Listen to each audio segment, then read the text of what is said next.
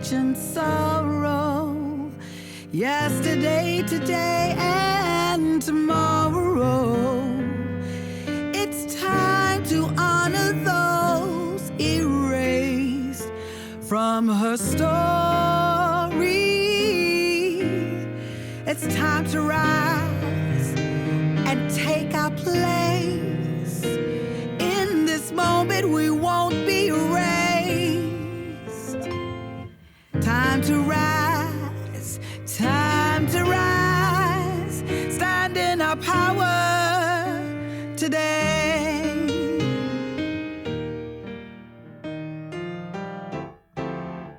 Welcome to our Kitchen Table Talks, a podcast of the public engagement initiative Suffrage Race Power, Black Women Unerased. I'm Gwen McKinney, creator of SRP Unerased. This trilogy of episodes is a homecoming of security, shelter, and self.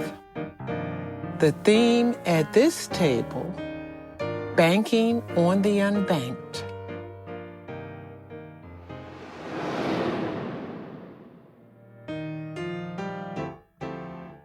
Black women are paid just 63 cents for every dollar that white men make. Native women are paid 60 cents for every dollar that white men make. It's 55 cents for Latina women. Voters in 2020 overwhelmingly 61% approved Amendment 2, which was for the $15 an hour minimum wage in the state of Florida. That was a fight people have been fighting for a long time here in Florida, especially with low-wage workers in hotels and restaurants. Women are really in a lot of these service jobs, and they are head of their households. Less than 3% of all small businesses in this country are women-owned businesses that have more than $1 million a year in revenue. Less than 1% of all small businesses in this country that are minority businesses have more than $1 million a year in revenue. Even though Black women have some of the highest labor force participation rates and some of the highest education rates, unfortunately, that does not seem to be narrowing the wage gap. And in fact, Black women who have a master's degree, for example, still make less than white men who have only a bachelor's degree. $15 an hour is not an efficient living wage when the milk is $5 and bread is $3 and you can't get a full breakfast for eggs and bacon, whole grits or whatever for your children to be able to feed them breakfast. We must keep pushing forward to equitable wages and living wages for people in our community. While African-American women and women overall have experienced this growth in this last decade or so, how much growth is it really when we look at the bigger picture of so many larger businesses in this country? I think the American Rescue Plan is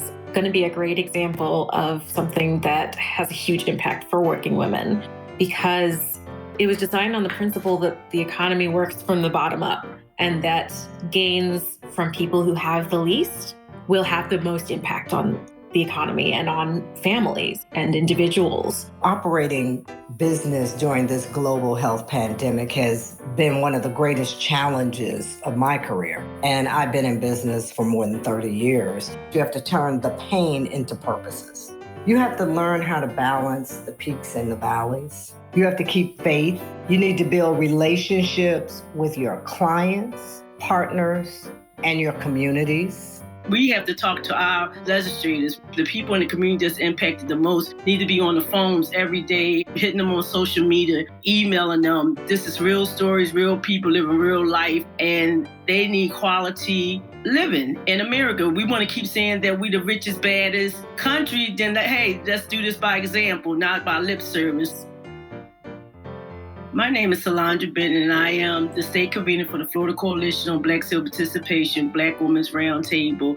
I'm Dr. Sheila Brooks, founder, president, and CEO of SRB Communications. My name is Vasu Reddy, and I am Senior Policy Counsel for Economic Justice at the National Partnership for Women and Families.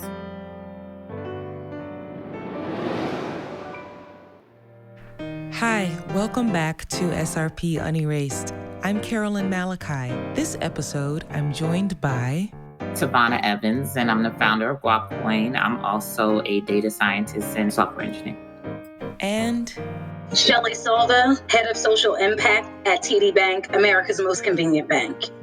Thank you, Shelly. Thank you, Tavana. Welcome to SRP Unerased. Today, we're talking about banking the unbanked. Now, in October of 2020, the FDIC reported that 5.4% of American households, approximately 7.1 million households, were unbanked.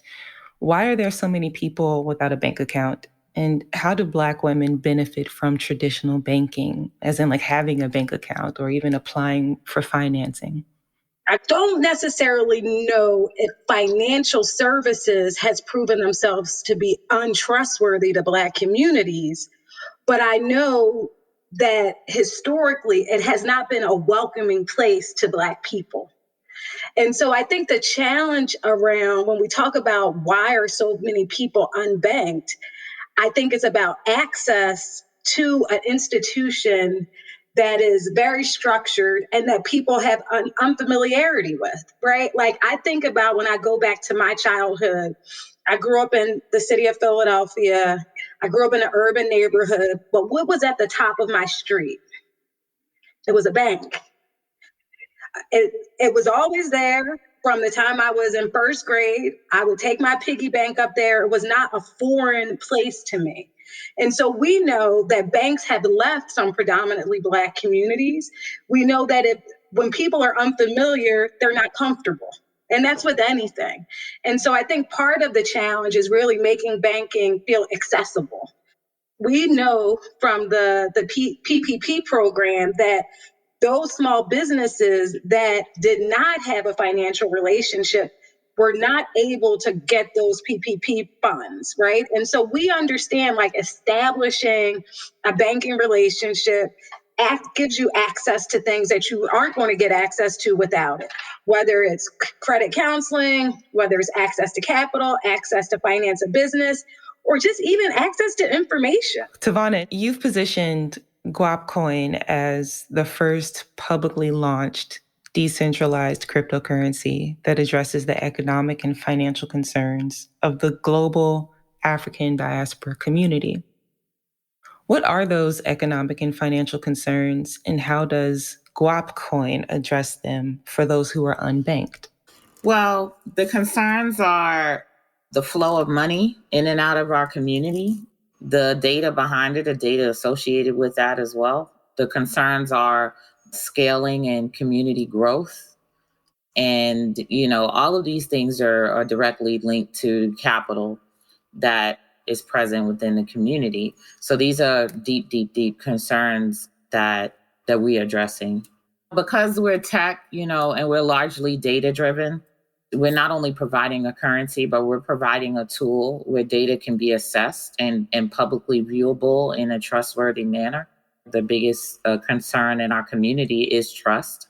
So we're providing something that breaks down those barriers to trust, which is a public ledger, and that public ledger is also providing us with the data so that we can see where the money is flowing in and out of the community, where it's making an impact, where do we need to funnel our money, what is the success rate of campaigns that we launch within the community. When we're talking about buy Black or support Black, or we're saying, hey, go out and support Black businesses for Black Friday, where's that data? You know what I mean? How did we do when we did that? So that's the missing piece. If you don't have the missing piece, if you don't have that data, then it's kind of like throwing money to the wind. You're not really knowing how much progress you've made. Absolutely. What's that quote about things that get measured, they get accomplished, right? Shelly, you're nodding your head. Completely agree, right? Without measurement, without understanding, I think people lose sight of our power, right? The financial power within the Black community. Every time, we hear different data and statistics, it makes it real for me. The number about Black small businesses not coming back as a result of the pandemic was 40%, right? And we could list 10 businesses that we know, right? And then you say almost half of them aren't coming back. And that's like a huge impact to our communities. And I always go back to my childhood stories because they really establish how you view money and how you view the interaction to how to get it, right? And I think about my friends and parents who were successful in my mind, right? What were they? They were business owners. They weren't working at a bank. They had businesses, right? And so it's so critical for our communities. Following up on the impact of COVID-19, COVID-19 shuttered the global economy. In the United States, President Biden and Vice President Kamala Harris have committed to helping us build back better. And so far, that looks like economic stimulus to the tune of $1.9 trillion. And they've said that there's more to come. So with so much new money floating around, what do Black women need to know about inflation? How do we even prepare for potential increases of cost of energy, food, housing, and with savings rates being what they are, how should we be thinking about saving? I'm of the mindset like we're in a once in a lifetime pandemic. And we are not understanding, I think, as a country, the immense amount of suffering some people have experienced over the last year, right? And so how dare anybody begin to tell people what to do with that stimulus money, right? Like, obviously, people are like in survival mode, right? And once you get those immediate needs met, yeah, it's great to save. Obviously, we know what goes up must come down, right? And so we know there is going to be a shifting in the economy. We know that, I've seen, for me, energy rates have gone up already when I do my household budget. And I think it's really great that people save. But, personally, I'm of the mindset today when people get the stimulus, they need to do what they need to do to help their families survive, right? I think we also have to meet people where they're at. Black women, we bear the burden. We are, we're out there, we're working, we've lost more jobs than anybody else during the pandemic, and so, yes, we always have to be prepared. And I encourage us to be forward thinking, but I also encourage us to take care of our mental health, which I think can't be underestimated in the middle of a pandemic. So from Yahoo Finance to Business Insider to MarketWatch, they're all reporting that Americans plan to buy some type of cryptocurrency with their stimulus check, whether that is Bitcoin or Guap Coin or Ethereum. Yeah, so for the first time, there isn't a lot to do. People have had a lot of time to sit back and think about what they can spend their money on. You know what I mean? So, we've had so many distractions in the past and so many things going on that a lot of people, they're just going, and they're not thinking about the future and thinking about where to put their money and thinking about what's going on, because this pandemic has also shook us up to think, wow, literally something can drop on us tomorrow and change our life. So what do we do to protect ourselves in the future from this type of thing? What type of cushion do we lay for ourselves? So these are the types of things that people are thinking about now that they didn't think about before. So they have options now too. You know what I mean? So they're more willing to take some of that money and put it into investing of sorts to build a potential more secure future for themselves. Shelley, how do you get people to overcome the fear of saving, the fear of investing? I think it's education, right? I think the more you talk about things, the more you normalize things, the less people are fearful of them. I think at the bank, we have lots of financial education and lots of financial training seminars. And we understand, that not everybody is going to enter with the same information, right? The same experience, the same upbringing. And I think, baby steps, you think about it, you go in and how did you first learn about credit, right? Like, how did you first And for many people, it's you got turned down for something and then you realize the importance of it, right? You're like, dang, that number means something, right? And so you just think about taking people through that process in a way that, and communicating in a way that makes sense for them. And I think within the Black community, our organizations like schools and churches play a big role in connecting with big financial institutions to help bring that training and make it real for people, right? And so, we're always at the bank looking for opportunities to partner with great community groups to really make sure that financial education starts young, right? People get comfortable with money young. Since both of you are coming from two different worlds, how can traditional finance and fintech or cryptocurrencies work together for the benefit of Black women? I would say because we are Black women and we see more of a cohesion than a separation than in the other groups, they're like, oh, anti-bank, anti-crypto. We're looking at it like we just got really involved in both of them. You know what I mean? So we're on the bottom floor of both of them. How can we work together? I don't think people realize how conservative Black people really are. Black people are the biggest conservatives, in my opinion, in this entire country, right? So it'll take us a long time to move out of something connected to our foundation, our money, or whatever the case may be. We're going to be using banking institutions. So how can banking institutions connect with the technology of now, of crypto? And it's nothing to be even ashamed about because the average person is totally in the dark about it. So we got to get another barrier, and that's just educating them about it in their way, in their terms, because you do have to relearn money. You have to relearn money. You have to relearn how money is created, how value is given to money. The incentive is money. So when we get to the point where, let's say, Guap Coin is trading very healthily in a healthy manner, these people are going to show up because the incentive is money. That's the beautiful thing about it.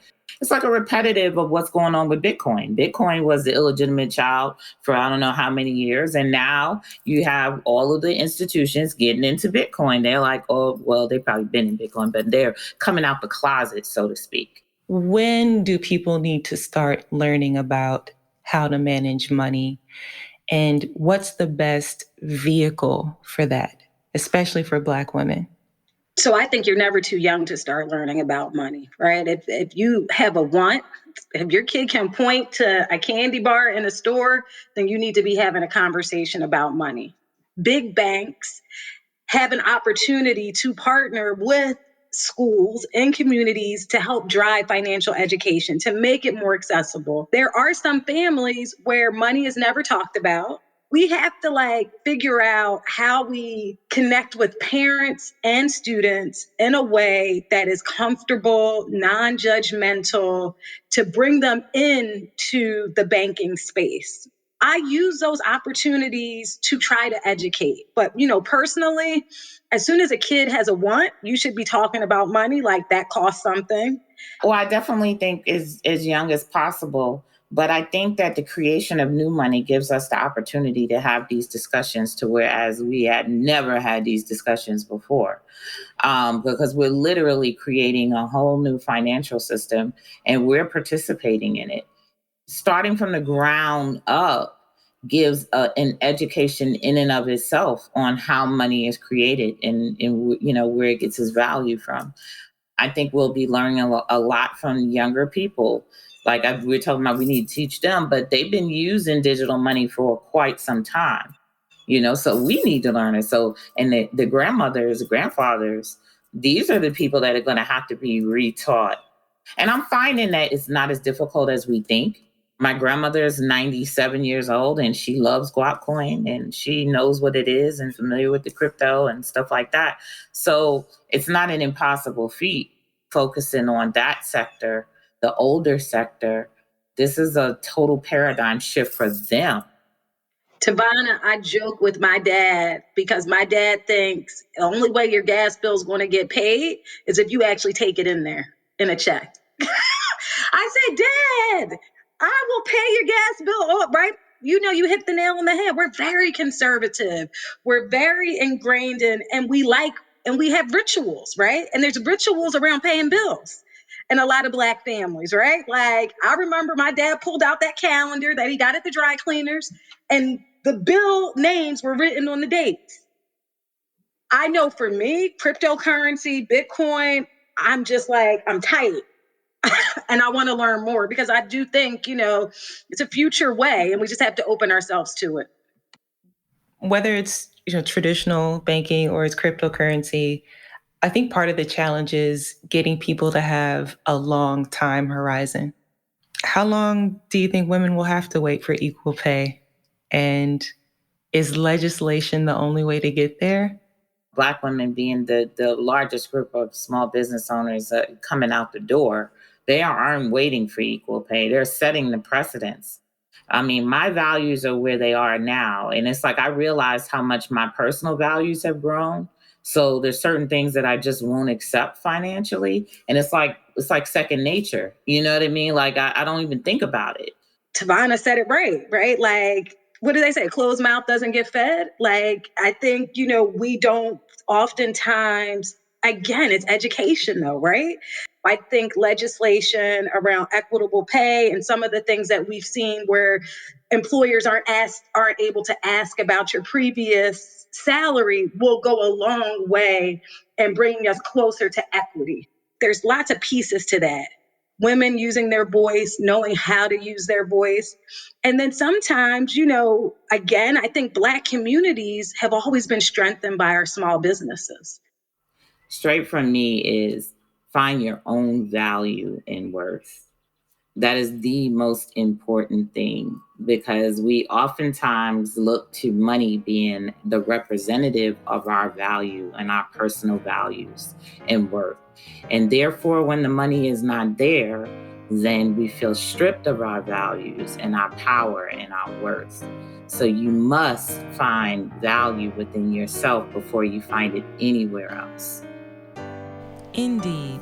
Huge thanks to Tavana Evans, creator of GuapCoin, and Shelly Silva, head of social impact at TD Bank. And thank you for listening and hopefully subscribing. My name is Carolyn Malachi, and the next voice you'll hear is DC rapper and entrepreneur Dior Ashley Brown. Check out her song, Delivery.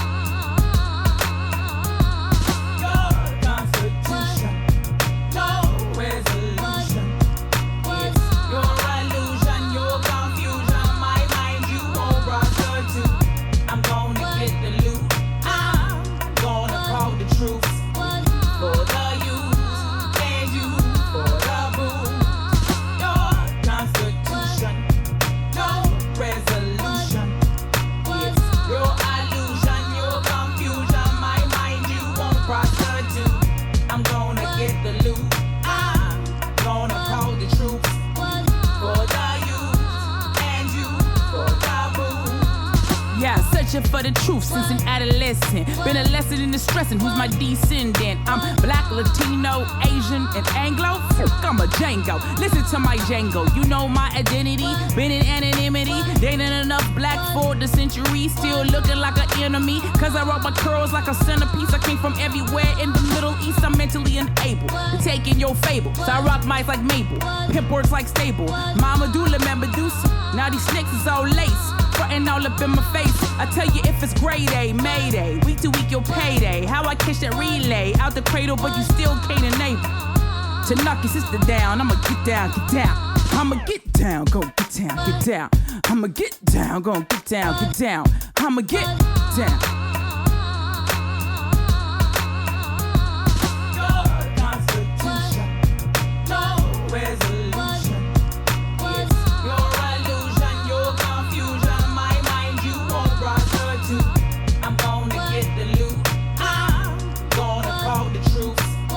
For the youth and you for the boo.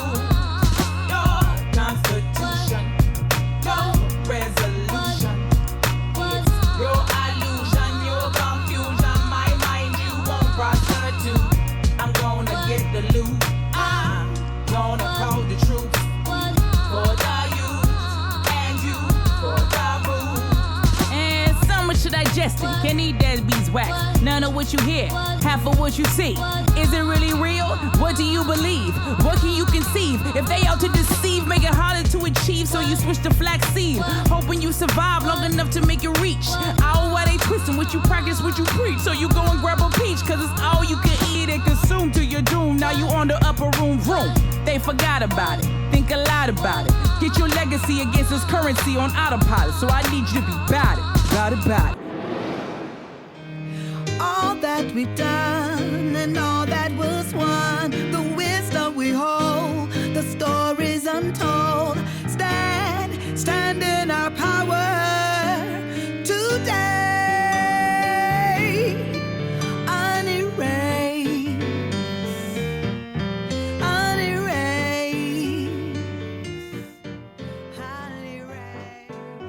Thanks for listening to Kitchen Table Talks, made possible by support from Groundswell Fund, Craig Newmark Philanthropies, the Park Foundation, and anonymous donors. Our theme song, A Black Woman's Love Song, features LaTasha Brown on vocals and Glenn Pearson on piano.